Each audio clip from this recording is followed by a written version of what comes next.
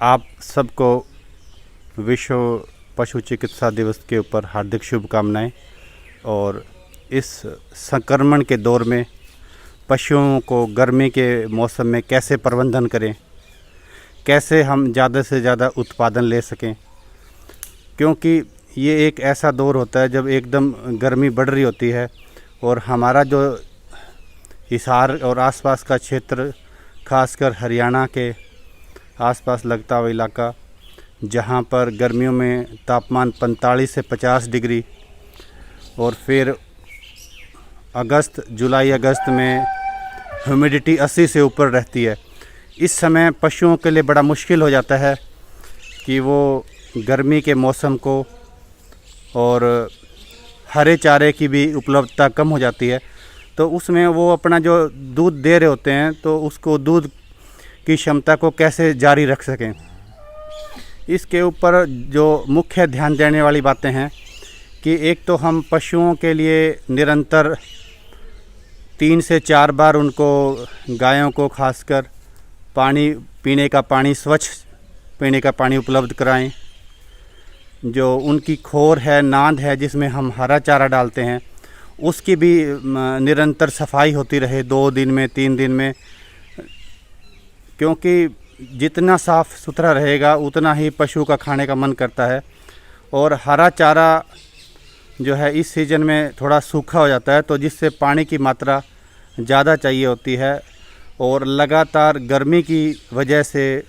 जो पशु के शरीर का तापमान यदि थोड़ा बढ़ जाता है तो इससे पशुओं में ज्ञापन होने की जो है प्रवृत्ति थोड़ा कम हो जाती है। तो इस चीज़ का भी हमें ध्यान देना चाहिए कि हम जब उनको गर्भाधान करवाएं तो या तो सुबह सुबह थोड़ा जल्दी, या शाम को जब मौसम ठंडा हो जाता है तो उस टाइम हम जो है डॉक्टर से टीका लगवाएं। अमूमन ये पाया गया है कि जब टेम्परेचर पशु का ज़्यादा गर्मी की वजह से 1.5 से 1 डिग्री तक बढ़ जाता है तो जो क्षमता है वो 15 से 20% कम हो जाती है प्रजनन की। तो कृपया इस बात का ध्यान रखें कि पीने का पानी दें और छायादार जगह बांधें। दिन में 3 से 4 बार हम उनका स्थान बदलें, ताकि इधर धूप आ रही है तो छाया दूसरी डायरेक्शन में आ रही है, दूसरी तरफ आ रही है, तो उस जगह हम बांध दें। दूसरी बात मेन ध्यान देने वाली होती है कि हमारे जो पशु मार्च और अप्रैल के शुरू में ब्याए होते हैं, उनका एक दिन का अधिकतम दूध इन्हीं दिनों में आता है, और जब वो अधिकतम दूध इन्हीं दिनों में आता है तो उसको मिनरल्स की भी ज़्यादा ज़रूरत होती है। ब्याने के शुरू के 3 महीने और जब आखिर के 3 महीने होते हैं तब पशु को